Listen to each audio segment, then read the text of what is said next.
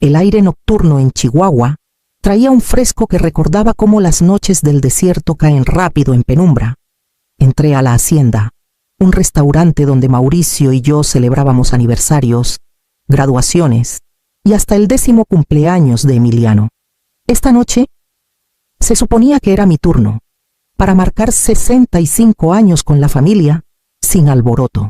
Emiliano se levantó de la mesa junto a la ventana cuando me acerqué, con una sonrisa tensa y las manos inquietas sobre el mantel. A su lado, Paloma brillaba en un vestido rojo, su voz un poco más aguda de lo normal mientras exclamaba: «¡Feliz cumpleaños!». Consuelo besó el aire cerca de mi mejilla antes de guiarme a la silla frente a ella. Algunos amigos y parientes lejanos ya estaban sentados, murmurando cortesías. Pedimos. La charla fluyó como siempre el clima, el trabajo, los planes de Paloma para redecorar. Por un momento, me permití creer que esta cena era solo una reunión, nada más. Pero cuando retiraron los platos, Paloma dejó su copa y cruzó las manos, su sonrisa afilándose. «Consuelo», anunció. «Emiliano y yo decidimos que esta será tu última cena en libertad antes de la casa de retiro». Risitas incómodas revolotearon por la mesa. Sin saber si era una broma, mi hijo mantuvo la mirada en su servilleta. Su silencio más fuerte que las palabras de ella. El golpe dolió, pero no era nuevo. Tomé mi copa de vino. Bebí despacio y la puse en la mesa con calma deliberada.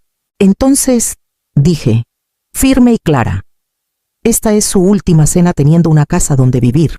La sonrisa de Paloma titubeó, y el tenedor de Emiliano chocó contra su plato. Tomé mi bolso y me levanté, dejando sus risas nerviosas y el peso de mis palabras flotando en el aire mientras salía a la noche que se enfriaba, ya segura de mi próxima llamada. Cuando llegué a casa esa noche, puse mi bolso en la mesa del pasillo y solté el broche del reloj de Mauricio. La banda de plata había perdido brillo con el tiempo, pero lo usaba en cada momento importante, como si su mano aún sostuviera la mía. Esa noche, el peso se sentía más pesado, no solo en mi muñeca, sino en los años de recuerdos que se negaban a callar. Habían pasado 15 años desde el infarto repentino de Mauricio. Emiliano tenía apenas 25 entonces, perdido entre trabajos e ideas de quién quería ser. Recuerdo corregir exámenes hasta el amanecer en el colegio comunitario. Luego, correr a casa para preparar su almuerzo como si aún estuviera en la secundaria. Las cuentas se apilaban como ladrillos, pero las pagué una a una. Aunque eso significara saltarme comidas o posponer reparaciones del coche, los años más duros vinieron con la crisis inmobiliaria del 2008. Emiliano me llamó una noche, llorando, diciendo que el banco estaba a punto de quitarle su casa. Conduje al otro lado de la ciudad con un cheque que no tenía derecho a escribir, vaciando casi todos los bonos de ahorro que Mauricio y yo habíamos acumulado. Le dije que era temporal, que me lo devolvería cuando las cosas mejoraran. Nunca lo hizo y nunca lo pedí. En ese momento creía que eso hacían las madres: proteger, proveer, borrar la deuda antes de que se convirtiera en vergüenza. Pensé que si daba lo suficiente, Emiliano aprendería gratitud, responsabilidad, tal vez incluso ternura. Pero con los años, cuando Paloma entró en su vida con sus bolsas de diseñador y su gusto por renovaciones constantes, noté cómo Emiliano pasaba por alto mis sacrificios. Ya no me llamaba solo para escuchar mi voz. Llamaba cuando necesitaba algo firmado, prestado o resuelto. Pasé la mano por el cristal del reloj de Mauricio, frío bajo mis dedos, y me di cuenta de que mi silencio había sido mi mayor error. Había dado todo sin exigir respeto a cambio. Y esa noche me mostró a dónde me había llevado ese camino. Me dirigí al cajón donde guardaba la escritura, sabiendo que era hora de dejar de fingir que no me quedaba nada. No dormí esa noche.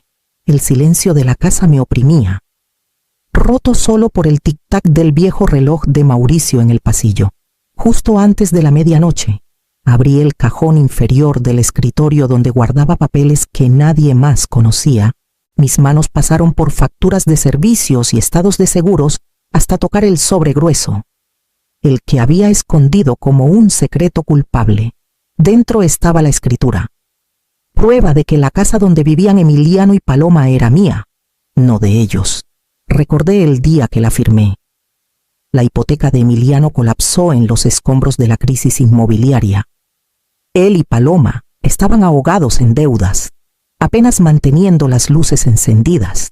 Pagué los atrasos sin dudar, insistiendo solo en que la escritura se transfiriera a mi nombre para proteger la propiedad de los acreedores. Pensé que sería temporal, solo un escudo hasta que encontraran su rumbo, pero con los años, y sin gratitud alguna, dejé los papeles guardados, con la humillación del restaurante aún resonando en mis oídos. Tomé el teléfono y marqué a Leonardo Guzmán. Había sido amigo de Mauricio mucho antes de ser mi abogado, estable y discreto. El tipo de hombre que nunca necesitaba recordatorios de lealtad. Contestó al segundo timbre, su voz cálida pero alerta. Perdón por llamar tan tarde, dije, pero no puede esperar. Necesito revisar una escritura. Cuando llegó a la mañana siguiente, café en mano, extendí los papeles sobre la mesa de la cocina. Leonardo los leyó con cuidado, asintiendo como si ya supiera a dónde llevaría esto. Tú tienes el título, dijo. Si ellos escalan sus amenazas, tienes todo el derecho de iniciar un desalojo, por primera vez en años. No sentí miedo, solo claridad. Aplané la escritura bajo mi palma, firme como el sol del desierto, y supe que había terminado de vivir como si no tuviera nada que proteger. La verdadera batalla. Lo sentía. Apenas comenzaba. Para el fin de semana, el teléfono empezó a sonar de maneras que dolían más que reconfortaban. Mi prima en Hermosillo llamó primero, su voz tensa con una simpatía ensayada. Consuelo, escuché que has estado olvidando cosas. Tal vez es hora de que consideres ayuda. Luego, una sobrina en Juárez dejó un mensaje. Tía, estamos preocupadas por ti. Emiliano dice que ya no puedes seguirle el paso. Cada llamada parecía menos preocupación y más semillas plantadas. La mano de Paloma era obvia. Su voz viajaba más rápido que el viento del desierto. Y ahora, mi nombre cargaba susurros de declive. El viernes por la tarde, un golpe seco en mi puerta llegó sin invitación. Al abrir, una mujer con bata blanca estaba allí, portapapeles en mano. Señora Consuelo, soy la doctora Vargas, especialista en geriatría. Su familia me pidió que la evaluara. La audacia casi me hizo reír. Sin mi consentimiento pregunté, manteniendo la voz firme. A veces las familias se preocupan, dijo, con esa suavidad clínica que enmascara la intrusión. Entonces que lo persigan legalmente. No entrarás a mi casa sin una orden judicial. Mantuve la puerta firme. Mi mirada nivelada. Por un momento ella titubeó. Anotaré tu negativa, dijo finalmente, y se fue con una sonrisa cortés que cargaba más lástima que respeto. Al cerrar la puerta, vi el coche de Emiliano estacionado al otro lado de la calle. Salió, con las manos hundidas en los bolsillos, los ojos esquivos. Mamá, comenzó. Paloma solo quiere lo mejor. Tal vez. No estaría mal que te revisaran. Sentí un calor en el pecho. Emiliano. Manejo mis finanzas. Leo cada mañana. Conduzco con cuidado. Mantengo esta casa. ¿Qué se supone que estoy olvidando? Tragó saliva, pero su silencio me dijo suficiente. Estaba inquieto, dividido entre la verdad y la lealtad a ella. Esa noche, llamé a mi médico de cabecera y agendé una evaluación completa, análisis de sangre, pruebas cognitivas, todos los registros que pudiera necesitar. Si Paloma quería construir una narrativa, la enfrentaría con hechos. La escritura seguía en mi mesa, sus bordes afilados bajo la luz de la lámpara, y entendí que el próximo golpe no llegaría en silencio. El lunes siguiente, estaba en mi escritorio organizando papeles para mi evaluación próxima. Quería cada documento médico listo, impecable e irrefutable.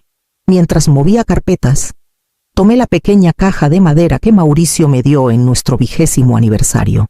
Dentro, solía guardar más que joyas, guardaba pedazos de memoria. Recordatorios de una vida que tenía sentido antes de todo esto. Pero al levantar la tapa, el silencio me recibió. El forro de terciopelo estaba vacío donde debería haber brillado el collar de perlas de mi madre. Los aretes de esmeralda de mi tía Celia también habían desaparecido. Incluso el brazalete de oro que Mauricio me dio tras el nacimiento de Emiliano ya no estaba. Por un largo momento me quedé allí, mirando el vacío. Mi pulso latía en mis oídos, la traición pesando más que la caja misma. Llamé a Leonardo de inmediato. Su voz me estabilizó. No toques nada. Consuelo, enviaré a alguien. Para la tarde, un investigador privado llamado Mendoza estaba en mi cocina, revisando fotos de las piezas perdidas. Era eficiente, directo, y en 2 días tuvo respuestas. Hay una casa de empeño cerca de la Plaza Mayor que registró objetos que coinciden con tu lista, informó. Revisamos los registros. Fueron vendidos hace 2 meses. Mi estómago se apretó. ¿Por quién deslizó unas imágenes granuladas de seguridad? El rostro de mi hijo, inconfundible, estaba junto a Paloma. Ella lucía radiante, sus manos descansando posesivamente en el brazo de Emiliano mientras él firmaba los papeles. Las perlas colgaban en la mano del tendero, envilecidas bajo la luz fluorescente. Sentí algo romperse dentro de mí, no solo por el dolor, sino por la claridad. Esto no era solo Paloma actuando sola. Emiliano estuvo allí, participando, entregando reliquias destinadas a futuras generaciones, objetos que alguna vez cargaron amor y continuidad. Leonardo me observó en silencio. Podemos presentar esto como evidencia. Fortalece todo. Pasé un dedo por la imagen borrosa del perfil de Emiliano. Alguna vez apoyó esa misma cabeza en mi hombro cuando las tormentas lo asustaban. Ahora la giraba completamente lejos de mí. El peso de ese cambio me dejó fría, pero no paralizada. Cerré la carpeta, la puse en el maletín de Leonardo y dije palabras que incluso a mí me sorprendieron. Prepara lo que venga después. Al amanecer del día siguiente, el sonido de puños en mi puerta dejó claro que Paloma no había terminado. Los golpes en mi puerta llegaron justo cuando las primeras luces anaranjadas tocaban las montañas de la Sierra Madre. Ajusté mi bata y abrí la puerta solo una rendija. Paloma estaba allí. El cabello desordenado, los ojos encendidos. ¿Crees que puedes humillarnos?, escupió. ¿Crees que un pedazo de papel te hace la reina de todo? Su voz resonó por la calle, atrayendo a los vecinos tras sus persianas. Mantuve mi mano firme en el marco de la puerta. Vete, Paloma. Esta no es tu propiedad. No es mi propiedad, rió, dura y hueca. Emiliano y yo construimos esa casa. Tú solo eres una vieja amargada tratando de robárnosla. Cerré la puerta, le puse el cerrojo y marqué a la policía. Para cuando llegó el oficial Ramírez, Leonardo ya venía en camino con una carpeta llena de documentos. La rabia de Paloma no se había apagado. Gritaba en la entrada sobre traición y crueldad hasta que su voz se quebró. Ramírez, un hombre de hombros anchos y ojos amables, escuchó pacientemente antes de tocar mi puerta. Le entregué la escritura, los recibos de la casa de empeño y los estados bancarios que Leonardo había preparado. Ella y mi hijo empeñaron joyas que no eran suyas, dije, y la casa que dicen es suya fue transferida hace años. Cada peso salió de mí. Leonardo llegó momentos después, calmado y preciso, reforzando cada palabra con fechas, firmas, sellos notariales. Ramírez revisó el montón, luego se giró hacia Paloma. Su tono cambió de cortés a autoritario. Señora, no tiene ningún derecho legal aquí. Debe abandonar esta propiedad de inmediato. El rostro de Paloma se desmoronó, la rabia colapsando en shock. Miró a Emiliano, que había estado al borde del jardín, con los hombros caídos, los ojos negándose a encontrar los míos. Abrió la boca, la cerró de nuevo y miró la grava como si allí pudiera encontrar respuestas. Emiliano, dije suavemente, pero no se movió. Las últimas palabras de Paloma fueron un siseo. Te arrepentirás. Lo jaló hacia el coche, sus uñas clavadas en su brazo. Él no se resistió. Cuando el patrullero lo siguió fuera de vista, Leonardo se giró hacia mí. Es hora. Consuelo, presenta las denuncias. Asentí. Mi voz firme. Sí. Desalojo y robo. Para cuando el sol despuntó en el horizonte, había firmado los papeles que cambiarían todo. 2 días después de presentar las denuncias, recibí la llamada del detective Salazar. Emiliano había sido detenido en el banco del centro donde trabajaba. Las palabras se asentaron sobre mí como polvo, esperadas y pesadas a la vez. Para la tarde siguiente, estaba en la sala de visitas del reclusorio del condado. El aire cargado de desinfectante y el zumbido bajo de las luces fluorescentes. Emiliano entró con el uniforme beige que lo despojaba de todo lo familiar. Lucía más delgado. Sus ojos ensombrecidos por el insomnio. Por un momento, vi al niño que alguna vez fue, el que se aferraba a mi mano el primer día de clases, pero luego su mirada cayó, y la distancia entre nosotros se sintió más amplia que cualquier pared. Mamá, comenzó, con voz áspera. No quería que llegara a esto. Paloma, tiene un problema. Apuestas, casinos en línea, apuestas deportivas, cualquier cosa a su alcance. Prometía que cada vez sería la última. Pensé que si cubría las pérdidas, ella pararía. Por eso tomé las joyas, el dinero. Creí que podría devolverlo antes de que lo supieras. Las palabras golpearon como piedras. Y la escritura, las mentiras a la familia frotó sus manos. Las muñecas aún marcadas por las esposas. Me dije que era supervivencia. Me dije que la protegía a ella, que nos protegía. Me incliné hacia adelante. Mi voz firme pero fría. Emiliano, no protegías a nadie. La habilitaste, destruyéndome en el proceso. Robaste lo que no se puede reemplazar. Las lágrimas se acumularon en sus ojos. Lo siento, mamá. Por favor, no sigas con esto. Negué con la cabeza. Puedo amarte, Emiliano, y aún hacerte responsable. El amor no borra las consecuencias. Bajó la cabeza, en silencio. Cuando el guardia vino a escoltarlo, me levanté y puse mi mano en el cristal. Encuentra al hombre que perdiste, Emiliano, pero esta vez no te salvaré. Al salir a la luz del desierto, supe que el siguiente paso no sería sobre castigo, sino sobre reclamar el futuro que había dejado escapar por demasiado tiempo. Los meses pasaron con una estabilidad que no había sentido en años. Tras las audiencias, los papeles y las firmas, la casa volvió a quedar en silencio. Al principio, el silencio me inquietaba, pero poco a poco se convirtió en un compañero. Lo llené con nuevos ritmos, caminatas matutinas bajo los álamos. Tardes con un pincel en la mano, en el centro comunitario. Mis paisajes eran rústicos, pero cada uno me recordaba cómo el desierto carga dureza y belleza por igual. También me uní a un pequeño club de lectura en la biblioteca. Mujeres de mi edad, algunas viudas, otras divorciadas, todas cargando historias que rara vez contábamos. Entre té y libros de bolsillo, encontré algo que no sabía que extrañaba risas sin el filo de la preocupación.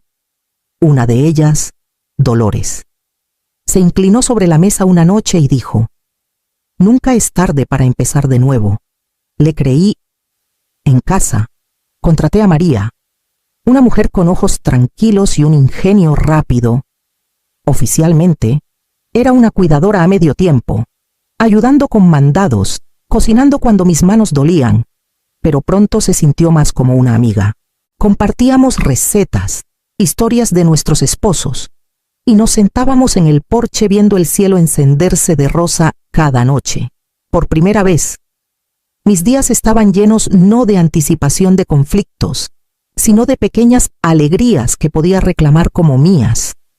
Mientras tanto, Leonardo me guió para reescribir mi testamento. La decisión fue fácil. Las propiedades que Mauricio y yo construimos, las inversiones discretas que protegí, no serían combustible para la codicia. En cambio, irían a una fundación que ayudara a mujeres como yo, mayores, acorraladas por la familia y silenciadas. Para Emiliano, dejé una suma modesta, suficiente para que empezara de nuevo si decidía reconstruir su vida. Cuando firmé la última página, Leonardo me miró por encima de sus lentes. No solo aseguraste tus bienes, Consuelo, sino tu dignidad. Cerré la carpeta, sintiendo el peso de los años levantarse. Por primera vez, mi legado no se sentía como una cadena al cuello, sino como un regalo que elegí dar. Y entonces, una tarde, llegó una carta del reclusorio del condado. El sobre llegó un martes, con la dirección del reclusorio del condado estampada en tinta negra. Lo llevé a la mesa de la cocina y me senté un largo rato antes de abrirlo. Dentro había una carta, 5 páginas escritas con la letra cuidadosa y inclinada de Emiliano. Comenzó con lo que había esperado años escuchar, una admisión de culpa sin excusas. Confesó haber empeñado las joyas, desviado dinero y callado mientras Paloma orquestaba su campaña contra mí. Escribió sobre sus amenazas, cómo le decía que lo dejaría y lo acusaría de abuso si no cumplía. Admitió que le creyó y que el miedo lo llevó a traicionar a la única persona que siempre estuvo a su lado.